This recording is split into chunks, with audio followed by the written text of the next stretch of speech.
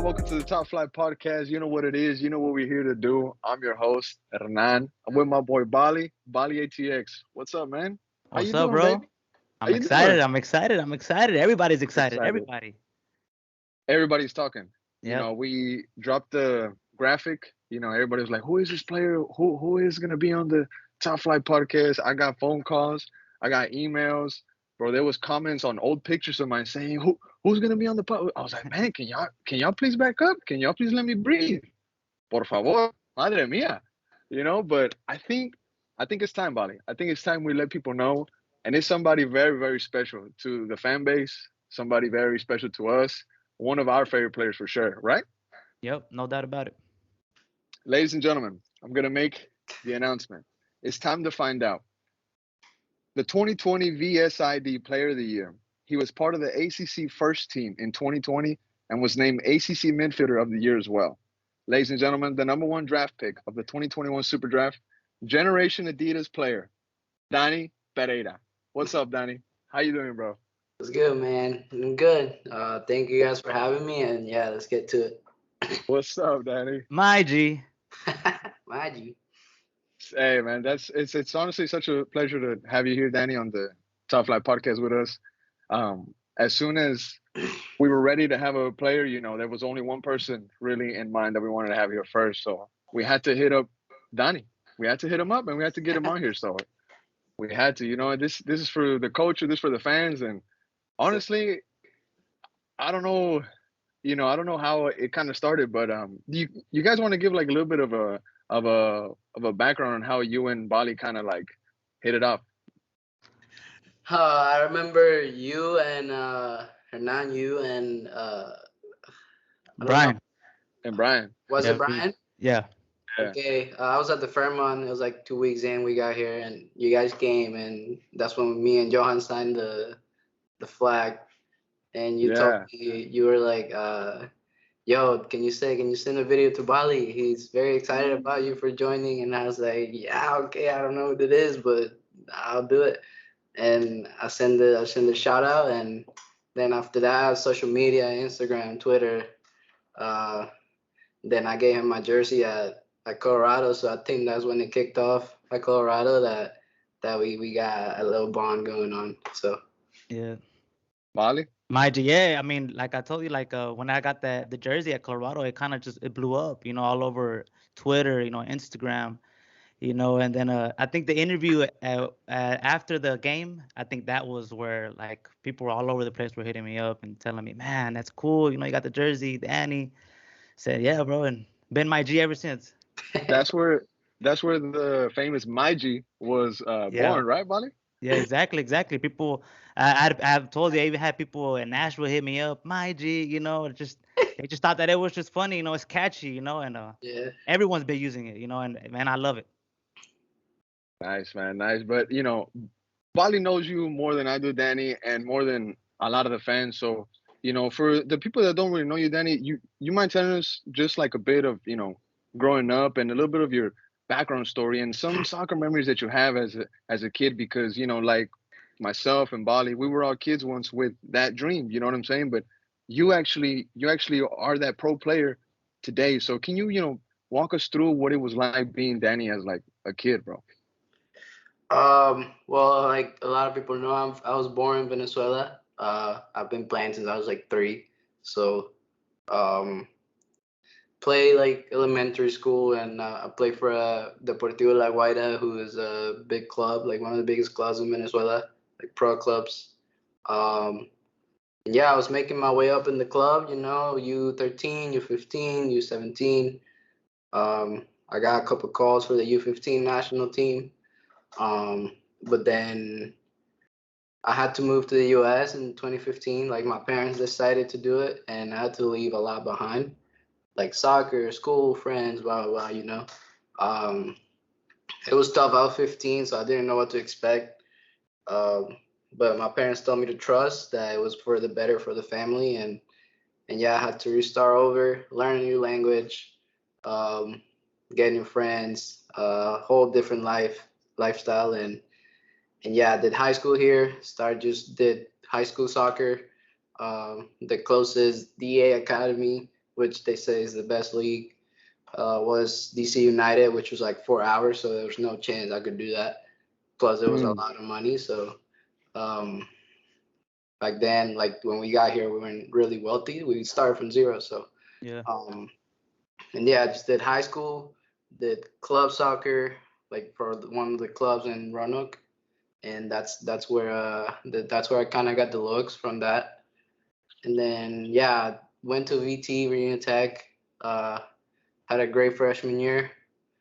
Sophomore year was kind of iffy because of COVID. We didn't have many games, but we were one of the out of 6 conferences that were playing that year. So it was that was pretty cool. And then yeah, sophomore year, I get a bunch of emails, a bunch of agents hitting me up and telling me I might be able to go to the draft, and yeah, it ended up happening. Then get my GA contract. Then the draft happens. I land in Austin, and then yeah, last year in Austin was just a lot. It's like everything happens the same again all over. Like you go to a place, start over, go to VT, start over, go to Austin, start over. So it's just like I'm used to it. So it's been amazing, man. Man, It's great, man. That's something, man. You say that you have to start over, almost every kind of step that you go, but you've been leveling up every step of the way. It sounds like you've been going up and up and up and up, and that's honestly really cool, man. When you look into Dani Pereira's background, you see all the things that he's done. You see, men's player of the year. You were men's player of the year at Virginia Tech, right? Didn't they give it to you, bro? Like right. So the year, some stuff like that. So you see all these things on the like surface, but you don't see what goes into it. You know what I'm saying? All the like struggles. You know what I mean? And you say that you had to move here whenever you were young. I mean, I kind of think about that. Like that's something that my dad had to do. Whenever they had to come from one country to the other to try to give us a better life. So that's that's something big, bro. That's something huge. But one thing that I also wanted to ask Dani is adjusting from the MLS adjusting from college to the MLS. How was that, bro? The level of play. Is it a big difference, or are you finding it, kind of easy?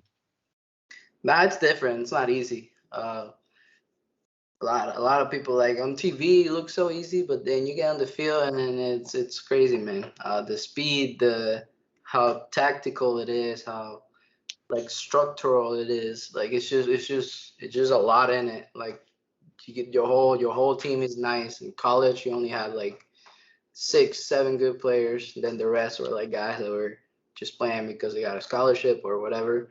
But here, everybody's good. It's just the speed, the physicality, but that's what I signed up for. And like I told you guys, when you guys first asked me, I came in here to learn and to grow as a person, as a player, and that's what I'm gonna keep doing. Bali. Beautiful, beautiful, beautiful. Yeah, man, and just the dream, so many, so many Sunday. Whenever I play in the Sunday league, so many guys that I've seen in high school, and I'm like, bro, you should be pro right now, and but it's just dedication, it's that dedication, and you had it, Dani, and like I always tell you, bro, I'm very proud of you, bro. This is a great experience, and like I told you, I can't wait to see you in Europe one day, bro. You know what I'm saying, and be out there and have to fly out there and go see you, It just it's amazing, bro. Dani, do you have any like memory of a game you played whenever you were a kid? Like, is there one game that just stuck with you forever? Sure, I got a couple. When I was little. Yeah. Shoot, I got I don't know. I was like, I don't know, 11, 12. I have a picture. My brother has it. His Instagram. I'll see if I can pull it up. It was like this final against our rival team that we hated each other. We're like 11, 10. The parents hated each other. It was crazy. But I remember we started winning 1-0. Then they tied. Then we went up 2-1. Then they tied again. And then we went to overtime. And overtime, we went up again. Then they tied and then went to PKs, and we won in PKs. And I took like the third or second PK. And then, but I remember my brother jumped in the fans, my family jumped in the fans. It was crazy. That's one of the games that stuck to me. Wow. Sangre fría, sangre fría. Let me see. Let me see if I find the picture. Wow. Nice, bro. Hey, what were y'all's kits like? What did y'all wear? What did we wear? Yeah, Yeah. like what's was it green? Was it Maroon. blue? Here. That's the picture, man. I don't know if you guys if it'll focus or not, but that's my brother right Okay, there. Oh yeah, you can okay, see it. You can see it. okay. That's live. That's live. Yeah, That's live, bro. it was red, blue, and yeah, red stripes, blue stripes, just all over. So Nice. Nice. Do you have one goal that just like stuck with you whenever you were a kid? Like, was there one where you hit it like in the top corner or like a play where you took 10 guys? Do you have one of those goals? I have like two. I have Oof. it was it's San Agustin, my school. I hit it left. I remember I dribbled a guy with like a scissor. And then I went to my left and I just took a shot. I was little. I didn't know I had the lefty. But I took a shot and it went up for 90. And then I went to my brother and like I went up like this. I have the picture as well too. And then I have another one that I did the scissor again, then the dribble, another guy, and then I took a shot. I mean, yeah. Hey, Nice. I don't know if you know this, Danny, or if the fans know this, but Bali, back in the day, Bali had some moves, bro. Bali had some moves Hey back in man, the day. Back hey in the man, day. I could have been somebody, but to be honest, I didn't have the dedication, bro. And that's the You key. hurt your You gotta knee. be dedicated. You No, hurt no, your knee. That's all. regardless, I wasn't dedicated. I was out here messing around. Yeah, yeah, yeah. I Dedication is feel you. key, I man. feel you, bro. I feel you, Bali. I feel you. But all right, moving on, gentlemen. Memories are great, but we're right here, the present. So we gotta ask Danny. Well, actually, Bali, this is you, bro. Go ahead. Oh yeah, yeah. The fans asked me. They were asking me this whole week, what is a game day ritual for Danny? What's something that he has to do game day? Yo, go to first watch in the morning. Nice. Yo, that place slams, Yeah, it bro. does. It does. It does. I started that ritual here with Jean and Sebas. I started by myself, and then I asked Sebas and Jean to join me, and then yeah, at least I go every day or every game. Nice. So yeah, What do you like to get there, though? the trifecta, the little chocolate chip pancakes, bacon and eggs. Hey, Nice. young soccer players that are listening to the Top Flight podcast, you want to know the breakfast of champions? Trifecta, baby, right there. Hey, but do you get orange juice, coffee, or you get water, bro? I just get What should we water, get? You stay good? hydrated for the. Nah, man, you gotta get Gotcha. you gotta get that apple juice, Danny. You gotta get that apple juice, G. You wildin', Bali. You wildin', bro. But let's see. All right, so we got the game day rituals. Danny goes to the first watch. That's his favorite place to go, and he was the first one. Keynote Yep. on that, right? But one other thing that we wanted to ask you, Danny, was what kind of music do you like to turn up to, either on your way to the Q2 or whenever you're in the locker room? What do you like to listen to there, bro? I listen to Lil Baby and Yeah. some Gunna, then whatever Bad Bunny comes on, and yeah, I got my Spanish and English playlist. So those Do you three. usually sorry, bro. Do you usually have headphones on, or is everybody just like playing it out loud? Nah, but I mean, I in the car, obviously in the car, and then whenever I get to the locker room, I'm it was either me or Poche or Knox, so Hey. it'll be one of us bumping. So yeah, So Pochettino and Danny are the DJs in the locker room. Nice. yeah, I still am. So Hey. Hey, see, Danny still is. Poche ya se fue para arriba, el papi. Yeah, Yeah. but he still belongs to Austin FC. So we're gonna have like a long watch on him, bro. But you know, Danny said Bad Bunny, Lil Baby, Bali. He What did you like to? turn up to whenever you were Man, playing soccer? when I was playing, I was in high school and I was in that bus on the way to the game. I had to have some Meek Mill, some Chief Keef, something to turn me up, some Lil Durk, and I was locked in. I was ready. That's savage, bro. The high school that I went to, their colors were black and gold, and around that time, the song "Black and Yellow" by Wiz Wiz Khalifa. Khalifa FIFA. was out. Hey, So I remember putting like my hoodie on, and I remember putting on my like, remember those big old headphones from like computer lab? I remember yeah, I would like take a pair with me and have them on, right? Because they were huge, and I couldn't pay for the uh, uh, beats at the time. And I remember listening to that song. Yeah, you know what it is, dude. Just on hey, repeat, bro. Just on repeat and repeat and repeat. But I mean, dude. I mean, certain songs, right? Like they just put you in like in some type of zone, right, Danny? yeah. Yeah.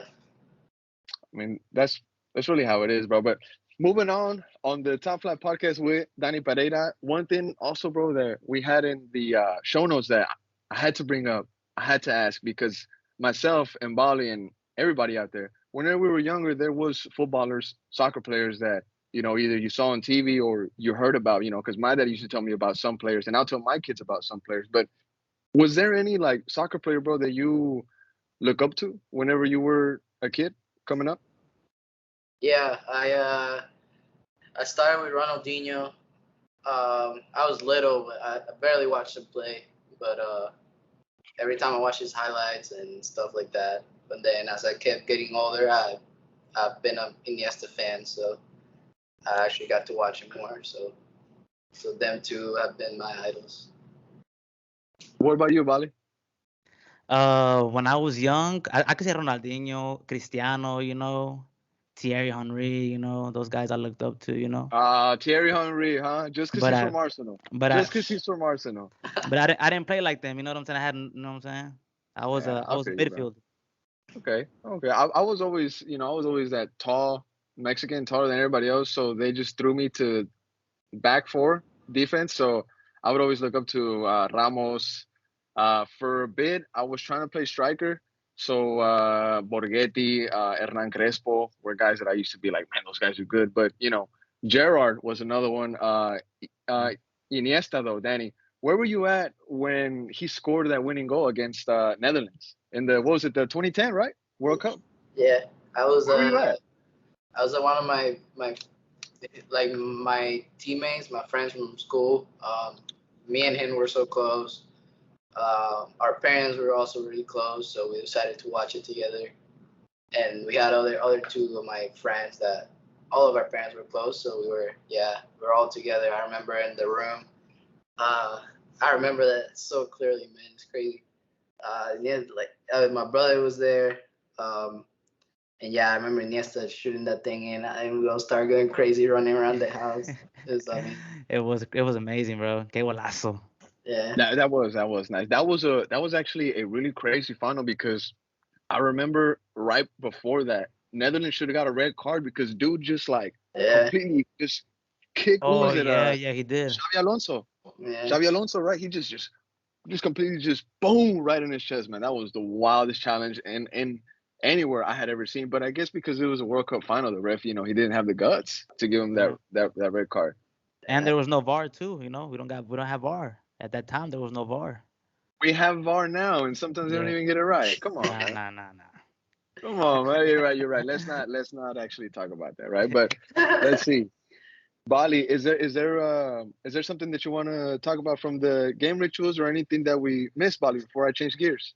I really want to know what's something that you do whenever like, after a game that helps you cool off. You were just in a high intensity game, and now you're just at something that helps you relax. True. When it's tough going to bed, well, after our home games, man, it's insane. I'll be there like if a game's at like 8, you leave the stadium at like 11, and then you get home and I can't sleep. I go Uh, to bed at like 1, 2, so sometimes either I come home and play my game because I know I'm not gonna sleep, or just get on my phone, try to get my eyes tired so I'll fall asleep. But there's nothing really that relaxes me. I just kind of cool by myself. So yeah. Nice, nice. That's pretty chill, bro. I mean, I can imagine coming home after living a game in Q2 and just living through that vibe and going home and not being able to sleep, bro. I can totally picture that, Yeah. bro. I can totally picture that. I would just be at home and be like, damn, bro, like that's wild. Because me, as like a fan spectator, being in the supporter section, it's always a party, man. Always a party, and it's probably honestly, man. Now that Austin FC came to Austin, city where I was born in, and maybe where I'll even die, bro. It's so beautiful to have like a soccer team here, and I honestly look forward to it now every single week, bro. Like it completely consumed my life, and I love it, bro. It's a healthy hobby. I'm with my friends like Bali, and at the same time, we do the whole we're Austin TV. We do Top Flight podcast, and you know we get to meet guys like Dani Pereira, right, Bali? It's cool. Yeah, man. My G, you already know. 100%, bro. I mean, there's this one famous quote by Pirlo, or like an interview. They asked him. They said, Pirlo, what do you do to kind of focus or help yourself chill? This was right before the 2006 World Cup, and this was said that before the World Cup, he was just playing PlayStation, just hanging out, just playing PS2, bro. Do you do that, Danny? Like, do you like to just find a way to just calm your nerves before like a big game? It's not that I do something. I just do the normal, just chill by myself, or when I had my girlfriend, like she was just here, I just hang out with her, watch TV. So I used to do the get a dub in Warzone and then go to the game, but then I did it a couple of games, but we started losing, so I stopped doing it. It was bad luck. It was bad luck. You Yeah. got to get a winning team, bro. You got to get a winning team, man. You Who's gotta the have best me. though? Both. You ain't even know. You ain't I even know suck. that, buddy. I Chill out. suck. Who do you like to? Uh, do you play with players, Danny, or you just join parties? Yeah, I play. Diego plays. Drusy plays. Hey. Ulises when he still plays. I used to play with him all the time. Ulises. Do you John say John Gallagher plays, and yeah, you think you play Warzone more than like anything else? yeah, FIFA? yeah. Warzone. That's it. That's the only thing I have downloaded. Damn. Yeah, I I see. saw that Drusi Dior was on that Twitch. So I was like, okay, okay, he's catching on. He's catching on. Danny's putting him on. Nah, Did he make? he's been doing it for a while since Oh, Russia. yeah, So, nice. Dan, he's been doing it since Russia. That's Yeah, wild, bro.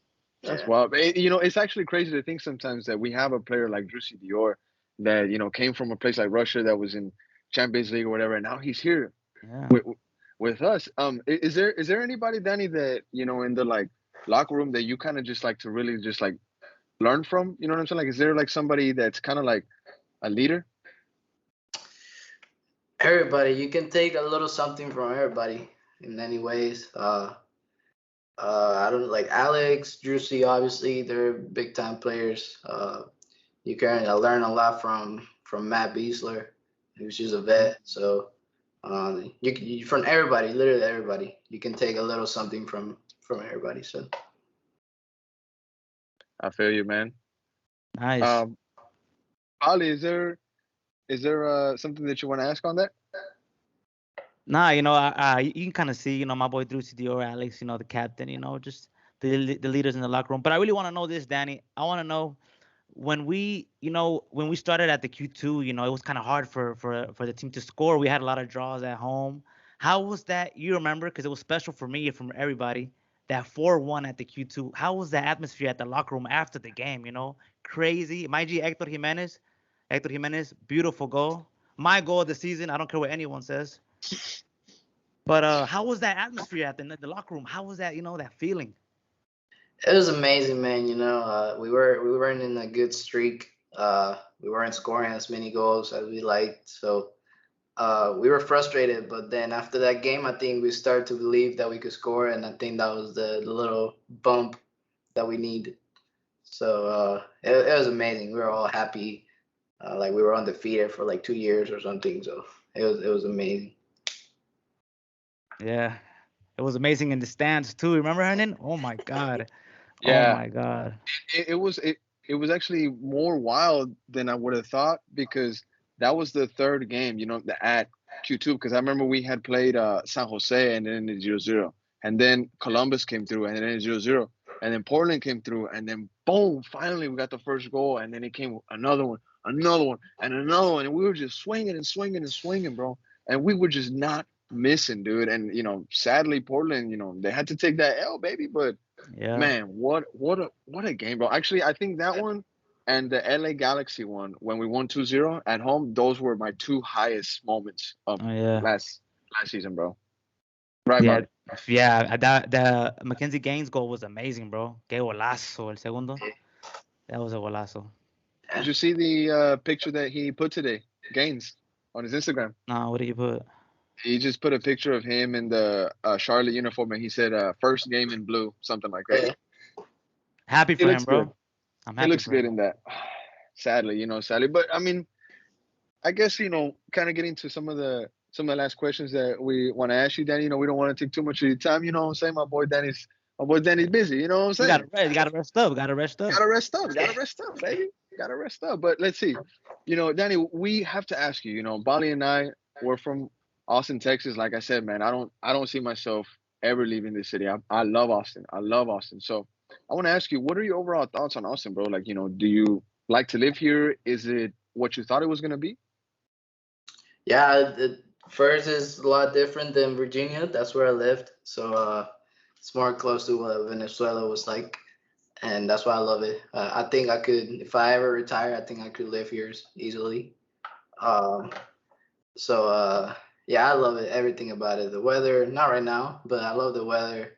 Um, there's always something to do. There you always find something new to do. And yeah, I love it. Bali? Yeah. I mean, a lot of people are saying that Austin's growing and growing. If you compare it to whenever I graduated high school, it just keeps growing and growing. And a lot of people kind of compare it to like LA, kind of. It has kind of that LA kind of vibe. And man, and I can't wait for you to South by Southwest. I don't know if you've been, Danny. Man, it's amazing. The festivals, the music. It's awesome, man. Austin is amazing. I love Austin. Like you said, man, there's honestly something new. There's something new to do every day, and there's so many things that are coming to Austin. Austin FC being one of them. You know what I'm saying? Like there's Mhm. so many things. There's so many new just tech companies that are coming through, and new fun businesses, and all these pop up shops, and you can go to Town Lake if you want to, and rent a little boat and go on a cute little date.